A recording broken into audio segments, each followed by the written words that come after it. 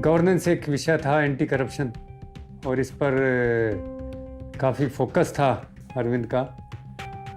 इस पर काम भी करते थे, नतीजे भी आते थे। सफ़र काफ़ी लंबा चला और आज जहाँ आपको पता ही है। देखिए, हम तो 2006 में जुड़े, जब परिवर्तन चल रहा था। उसके बाद एक एनजीओ रजिस्टर्ड हुआ पीसीआरएफ के नाम से। उस दौरान हम लोग एक आरटीआई अवार्ड शुरू किया था। देश भर से लोगों को कौन लोग अच्छे आरटीआई में काम कर रहे हैं उनसे कोऑर्डिनेट करना, उनकी आरटीआईज़ को यूज़ करना, ऑफिसेज में आरटीआई लगाना।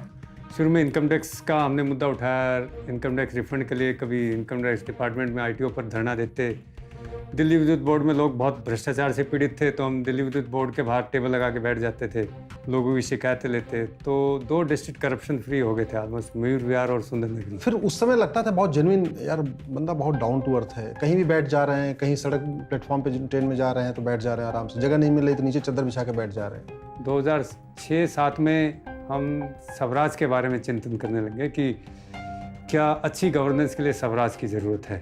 आप जो एक किताब अरविंद की आप अभी पढ़ते हैं, स्वराज नाम से किताब, वो किताब यूँ समझे 2007 से शुरुआत की थी उस विषय पर चिंतन करना, और उसका नतीजा ये था।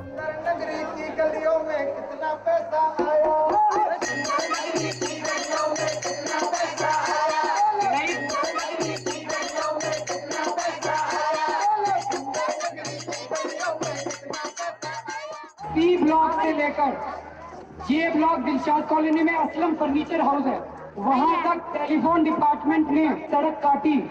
उस सड़क को दोबारा बनाया गया। इस सड़क के दोबारा बनाने में 1,67,835 रुपए खर्च हुए। ये काम हुआ 27 जनवरी 2001 से लेके 11 मई 2001 तक। जो आप सड़कें जो बनाई जा रही है उस जगह पर वो कोई सड़क अभी नहीं बनाई गई है, और आप जाके देख लीजिए गड्ढे, वो 35 मीटर पर पुरानी सड़क है, उसी के ऊपर गड्ढे खुदे गए हैं। मैं एक्स इंडिया में घरेलू हिंसा पे काम करती थी, तो ये अरविंद वहाँ गया हमारे ऑफिस में और उन बात करी होगी मैं गरीबों के लिए काम करना चाहता हूँ। तो उन्होंने बोला कि कहाँ पे काम करना चाहते कि सुंदर नगरी में। तो इसने कहा अरविंद ने कि कलावती मुझे एक फील्ड कार्यकर्ता चाहिए, फील्ड वर्कर। मैंने कहा अरविंद जी अगर तुम बाहर से लाओगे ना पढ़े लिखे लोग, इंग्लिश पढ़े लिखे लोग होते हैं और वो गरीबों की बात नहीं समझते, तो इसलिए बस्ती का ही कार्यकर्ता होना चाहिए, जमीन से जुड़ के जो लोगों को बताए। तो फिर बोलने लगे आप बताओ। मैंने कि मेरी बेटी है संतोष। तो संतोष को मैंने मिलाया, 2 मिनट इंटरव्यू लिया। संतोष जभी से परिवर्तन चला। कितनी उम्र थी उसकी? उसकी उस वक्त थी 17 साल। फिर उसने जो पार्टी बनाई तब मुझे पता ही नहीं चला। संतोष कहने लगे अरविंद भाई साहब तो यहाँ पे मतलब 15 दिन के लिए यहाँ रुकेंगे। मैंने कहा अच्छी बात है। तब वो 15 दिन का यहाँ अनशन उन्होंने करा था। 100 रुपए बिल भर पे भेज दिया। उनने बिल नहीं भरा तो उसका 1 महीने से मीटर भी बंद नहीं होती। बगल वाली आंटी कह रही थी कि शीला दीक्षित का भैया एसी की जगह पंखे में रह ले तो पता चलेगा। तेरे तो शौचालय में भी एसी लगे। हमारा घर हमारा खाना 4 रुपए में हो जाता है, गरीब आदमी का 4 रुपए में हो जाता है, तुम्हारा 40-40 हजार रुपए में नहीं होता।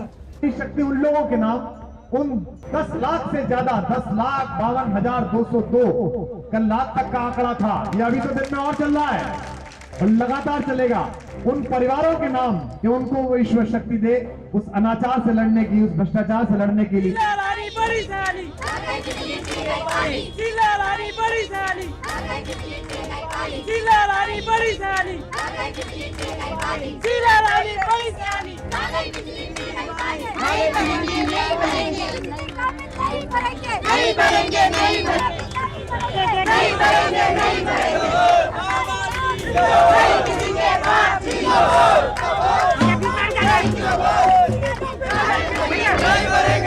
जब अरविंद से मिलकर बहुत अच्छा लगा और लगा हम लोग को साथ में काम करना चाहिए, तो लगा ये ग्रुप जो है अच्छे लोगों का है, ये देश में कुछ बेहतरी चाहता है और करप्शन और भ्रष्टाचार से वाकई में लड़ने की इनकी जो मंशा है उसमें जो कुछ मैं कर सकती हूँ मैं करूँगी।